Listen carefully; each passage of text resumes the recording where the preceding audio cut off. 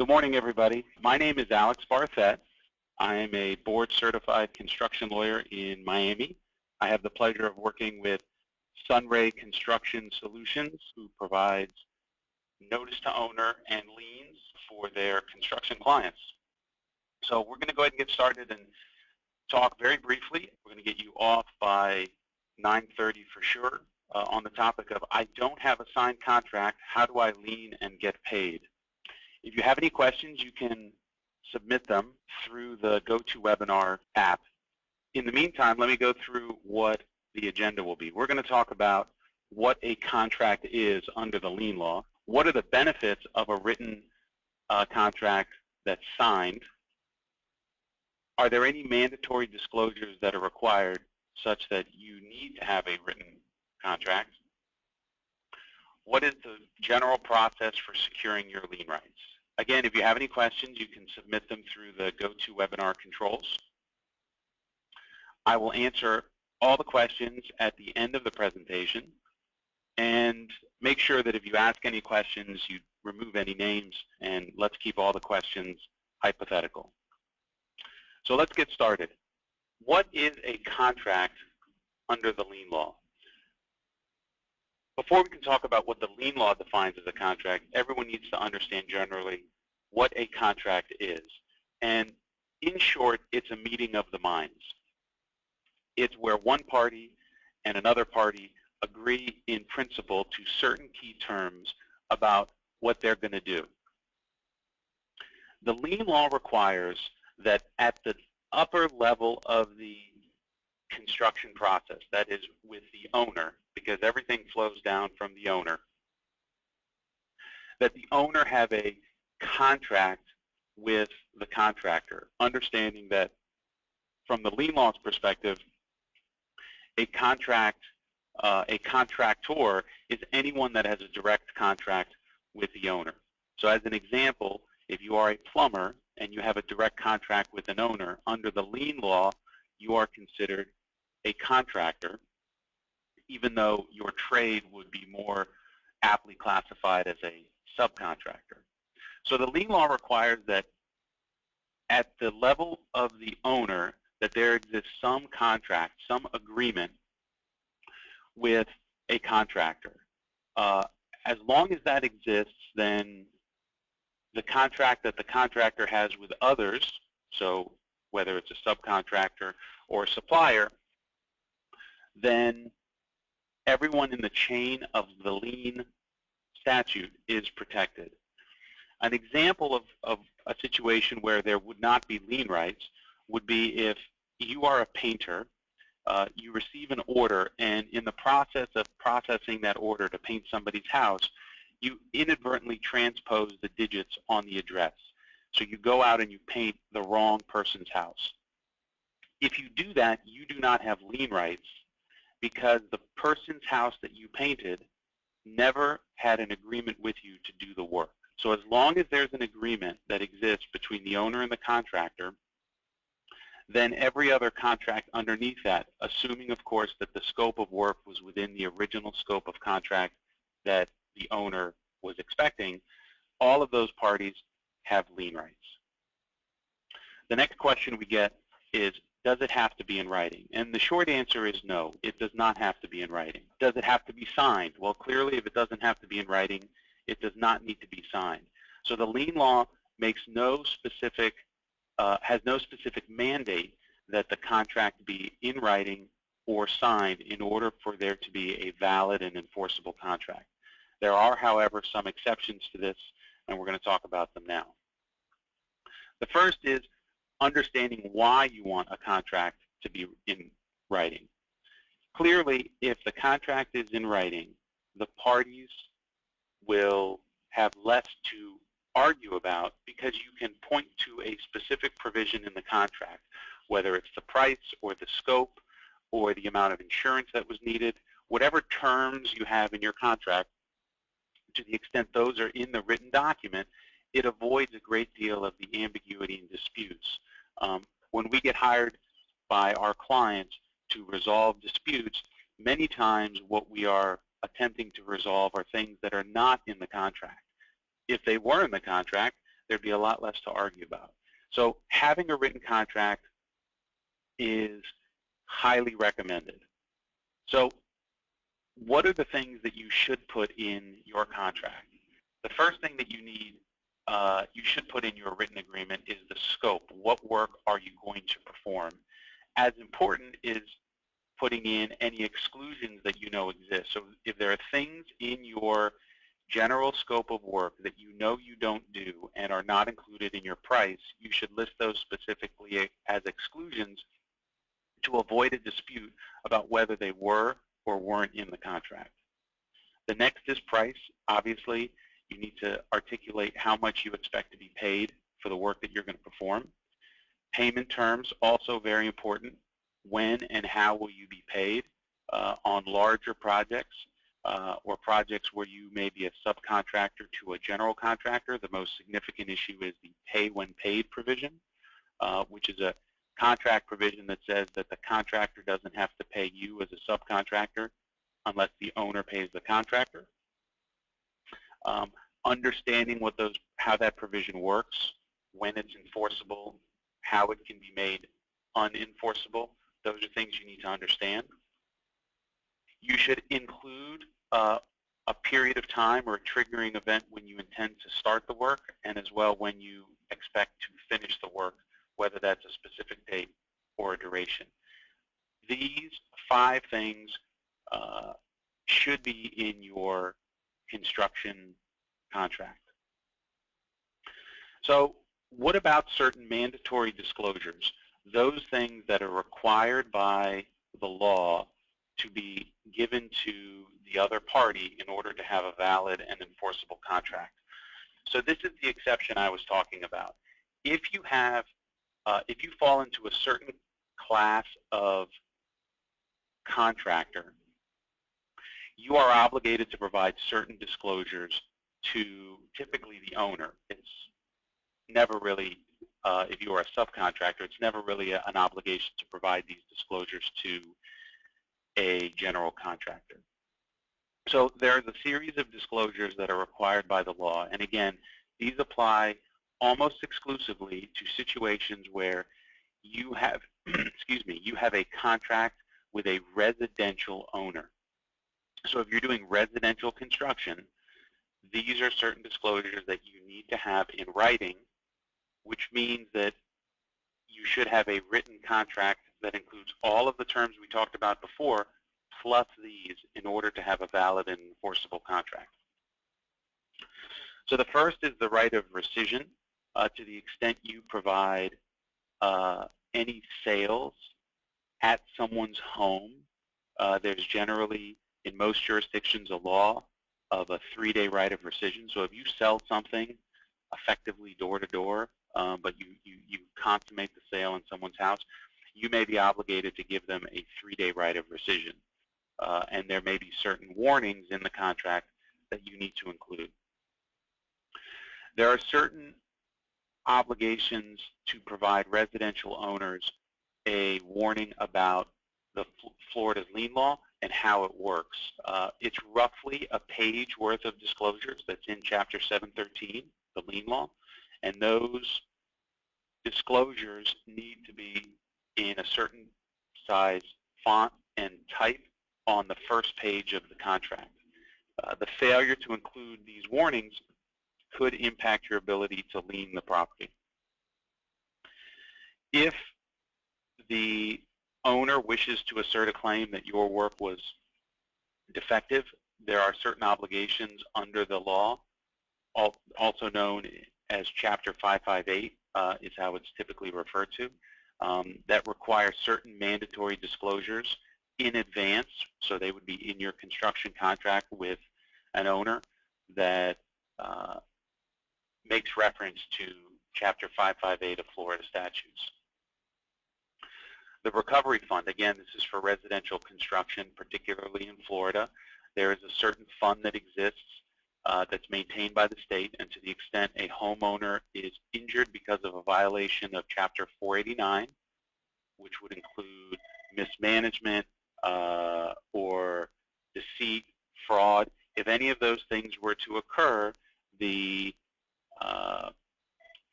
claimant, the injured party, could make a claim on the state, and that claim, if it was handled by the state and determined to be proper, that person may get up to $25,000. In order for that fund to exist, they require certain disclosures in the residential construction contract. That's roughly about a paragraph as well in the contract. Finally, there are certain municipalities that require disclosures for residential construction. Miami-Dade County is one. It requires roughly a page of disclosures for any residential construction.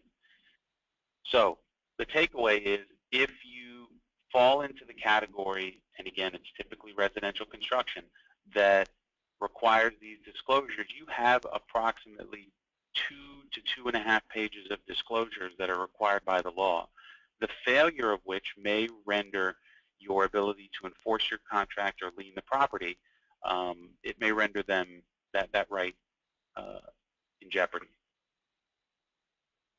So once you understand that you don't need a written contract, but you should have one, what is the process generally to secure your lien rights?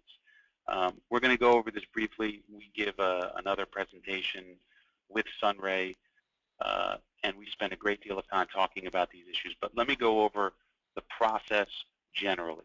First, within 45 days of your first work on the project, you need to send a notice to owner. 45 days is from the time that you start your work or deliver your first materials, and no later than 45 days, the owner and those parties that need to get it per the notice of commencement, they need to receive it by the 45th day. So sending it on the 45th day doesn't work. They need to receive it. So doing it sooner rather than later is strongly recommended. Obviously, if you have a direct contract with the owner, you don't need to send a notice to owner, but we would still recommend that you do it. Next, within 90 days of your last work, and last work does not include punch list and does not include warranty work. So within 90 days of your last work or delivery of materials on the project, you need to record the claim of lien to secure your right to be paid.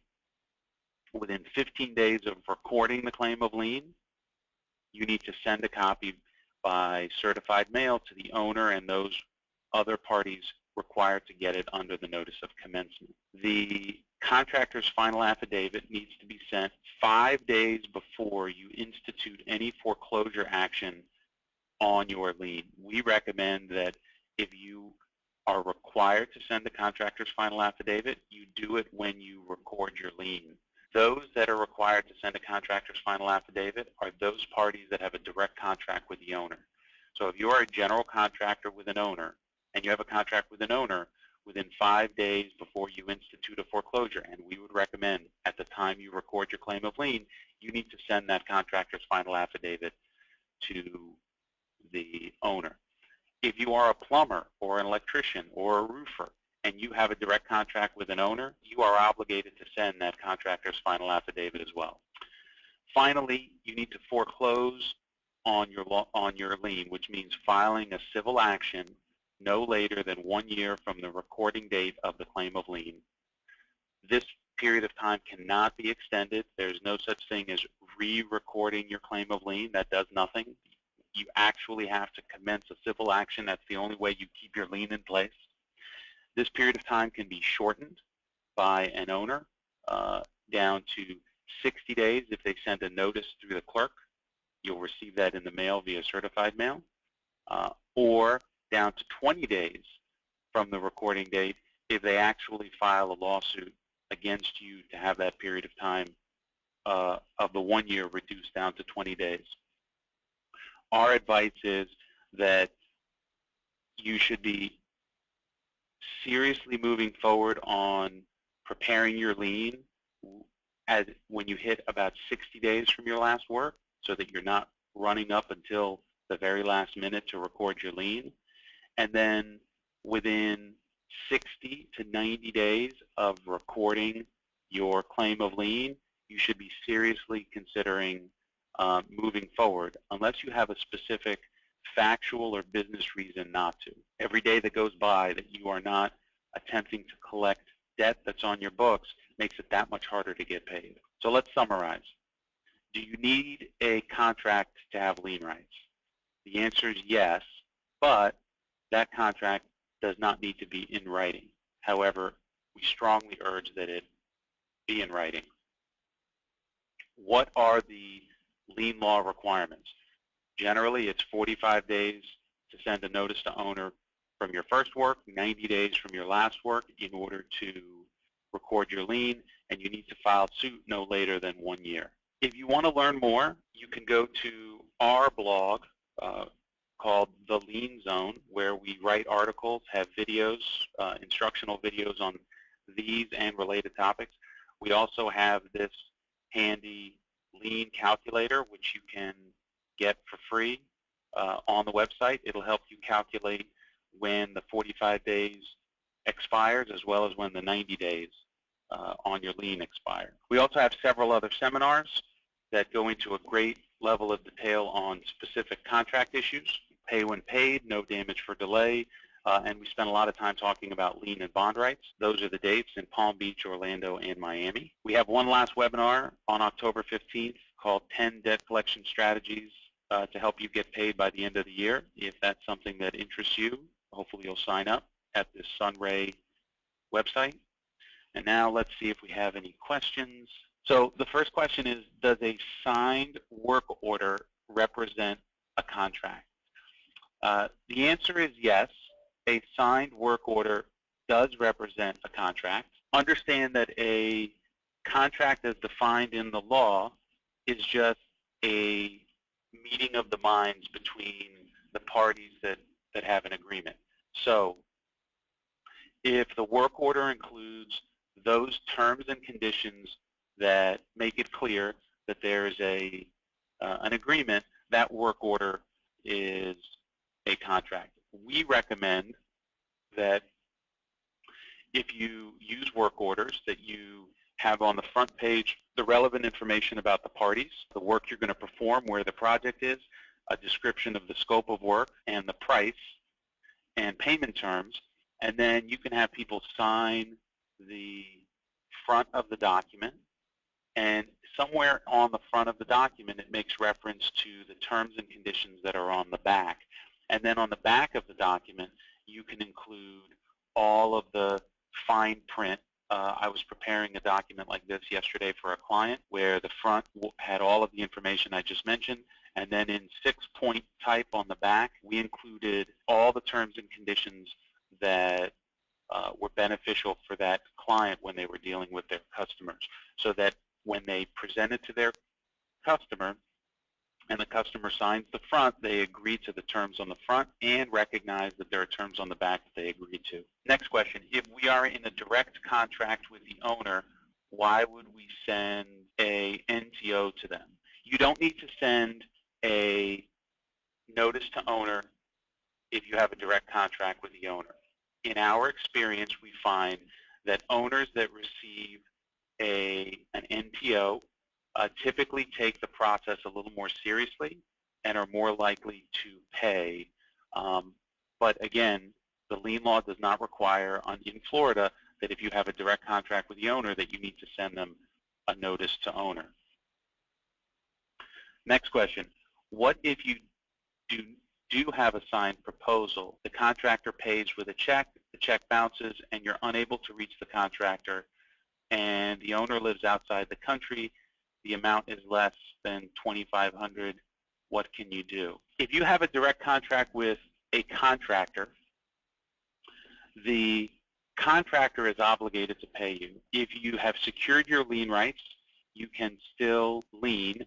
I believe the reference to $2,500 is a reference to the fact that that's typically the minimum threshold for sending a notice to owner or having lien rights. That $2,500 is that if a owner and a contractor have a contract and that contract is $2,500 or less, then the subcontractors on the project don't have lien rights. If you are a subcontractor and you have a $1,000 contract, but the contract between the owner and the contractor is more than $2,500, you still have lien rights. So if you have lien rights, you can proceed that way. If you receive a bad check and it bounces, there's a certain notice that you can send, putting the person that sent you the bad check on notice that if they fail to timely pay within 30 days, effectively make good on the bad check, plus a small penalty, that you can sue them for 4 times the amount of the bad check, plus all of your legal fees. We do this a lot for clients. When they get a bad check, they send us a copy of the bad check. We send this statutory demand, which creates a great deal of leverage because clearly someone would rather make good on a bad check than have to pay 4 times the amount of the bad check. It's also, depending on the amount of the check, either a misdemeanor or a felony. And there is a department in most jurisdictions with the police and the district attorneys that handle bad checks. So if you get a bad check, there's a process to report it, and the authorities may decide to pursue it depending on how busy they are. I see that that is all the questions we have. I appreciate your time. I hope you found this informative. Looking at the time, it's 9:27. I'm glad we got done by 9:30. I hope to see you at our next live seminars. The next webinar, everyone on this webinar will get an email from SunRay. You'll have all the information as well as the presentation. A video of this will be made available online. On behalf of me, Alex Barthet, and SunRay, we wish everyone a sunny day. Have a great day. That concludes our webinar. Please be aware that this webinar is part of a continuing series. On October 15th, Alex will be delivering a webinar entitled 10 Debt Collection Strategies that can help you get paid by the end of the year. Please note that SunRay Construction Solutions and Alex Barthet will be bringing you several 2-hour on-location lien law seminars. Palm Beach on September 29th, Orlando on October 16th, and Miami on November 5th. You can register for all of these events at SunRay's website at www.sunraynotice.com. Click on Seminars on the menu to register. If you have any further questions, we'd be happy to assist you. You can contact SunRay at 954-491-1861 or Alex Barthet at 305-347-5295. We hope you've enjoyed our webinar. Have a sunny day.